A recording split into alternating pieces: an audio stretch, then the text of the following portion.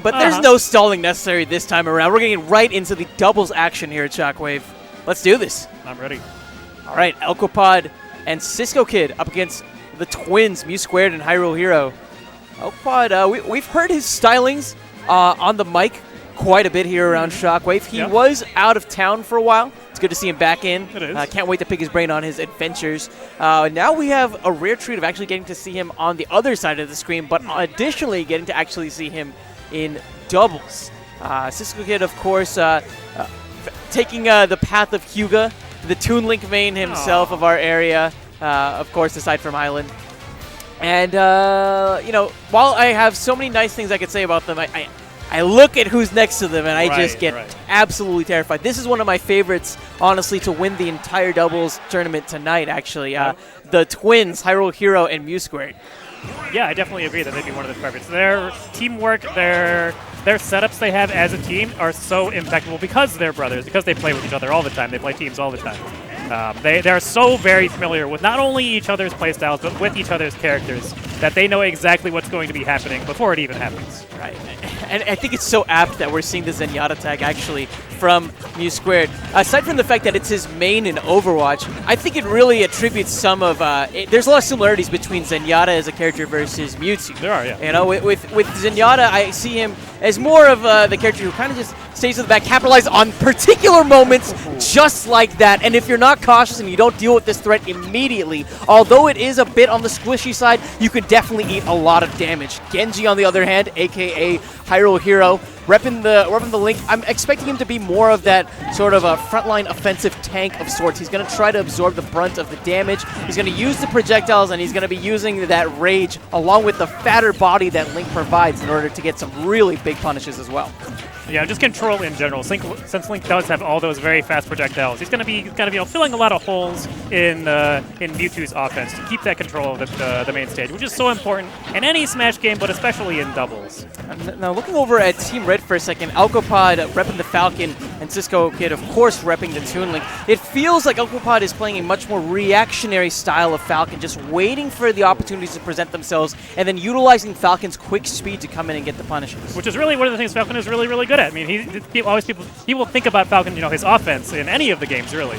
But really, the biggest advantage his speed and his punishes give him is that whenever he does get an opening, he can more than likely punish it, and he can punish it really, really hard. Oh, definitely. So far, very, I want to say restrained punishes almost from Elquapod. He doesn't want to go for the long, extended sequences, maybe because he just wants to keep his teammate having a backup of sorts at all time rather than being forced and stuck into a combo. But wow!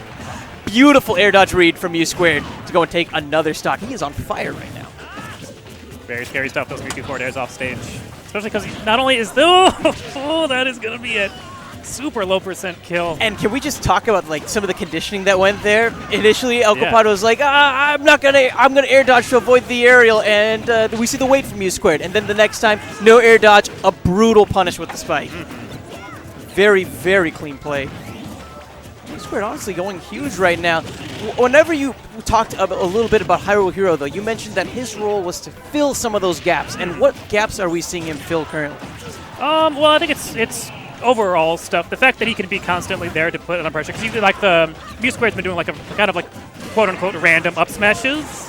And situations like a little bit too late to stop the Falcon Punch there, actually. But yeah, lots of situations where Mew² like goes for random up smashes and like doesn't get it on landing. But since he doesn't even necessarily need to press a button to make that more safe. He just needs to be around and say, if you go for a super high risk punishment on this, I'm going to come in afterwards and punish you. Exactly. And it's a bit of threat assessment. You have to figure out, is it really worth punishing this up smash at this particular time? SiscoKid against the world here at 140%. I don't know. I mean, this would be one for the ages, Cephalon. Most certainly. Yeah, especially with two characters like this, Mewtwo and Link both very good kill power, and the strings from the twins. I'm pretty sure the up throw would have been enough, but I can respect solidifying it. Cloudy with a chance of BM, perhaps. A little bit of BM. But no, honestly, we touched on their synergy, and that's one of my favorite things to watch about the teams, about the twin team in particular, is just their synergistic capabilities. They're in each other's heads at all times, and you'll see, especially as this bracket goes on, as this set goes on, them pull off some really ridiculous team combos from time to time. Yeah, man, we'll certainly do. I mean, we've seen stuff from them with like footstool setups in teams, like Mew² doing stuff into Link footstooling into the neutral air falling with Link, and then Mew² going for the like a couple Shadow Ball ticks afterwards, and then they get up, and then they just like get up into another sandwich combo afterwards. It's really, really pretty stuff. It's pretty. All right, counterpick now to Battlefield, and I'll be honest. On one hand, I can't help but think of Mew² being the real threat factor, and the fact that this stage really elongates his ability to survive, it's got me a little terrified here, Cephalon, I'll be honest. Yeah, that's kind of scary stuff. Nice timing on that arrow, actually unleashing whenever Mew² was just barely above it. Now on stage right, ooh, a succession of nairs and a stage spike on top of that. That was clean play from Hyrule. And a footstool afterwards. Ooh. Just brutal, brutal sequencing. And off to a very early lead in both momentum as well as stock count. Oh, ooh, another up smash. But at that high of a percent, we got to be really wary. Mew², of course, may not be as floaty as his previous iterations, but he certainly is one of the lightest characters in the game, regardless. Yeah, definitely going to add like doing like F smash earlier than you might expect.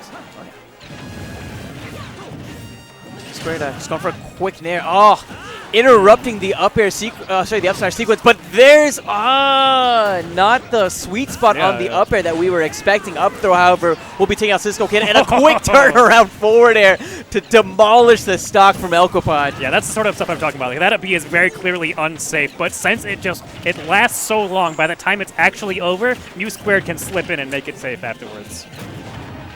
And they're both like playing that role of just filling in the gaps from time to time. Disruption. It's beautiful. And now Green.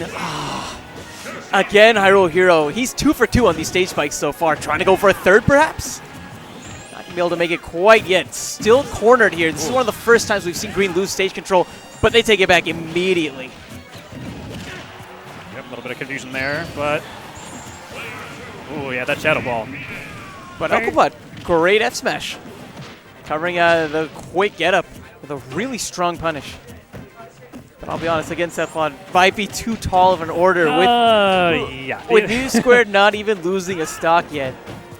Yeah, it would. Commentators like to say, sometimes it would take a miracle for this to come back. This would actually take a Christmas miracle. Yeah, it's pretty much a done deal. I feel like Cthulhu would have to come out, yeah, from the depths himself. Yeah, and unplug both of their controllers. It's ridiculous. Falcon strikes me as a character who, whenever he does best and whenever he puts on the most offense, is trapped in these long combo sequences. And when you're in a doubles format, you're not afforded that luxury. Not at all. Especially against a team like this. Oh, yeah, definitely. Elquapod and SiscoKid dropping to the loser's bracket, but fighting valiantly against, again, someone, a team comp that we would consider to be one of the favorites to go and get to grand finals tonight. No doubt one of the top seeds of today's team's tournament.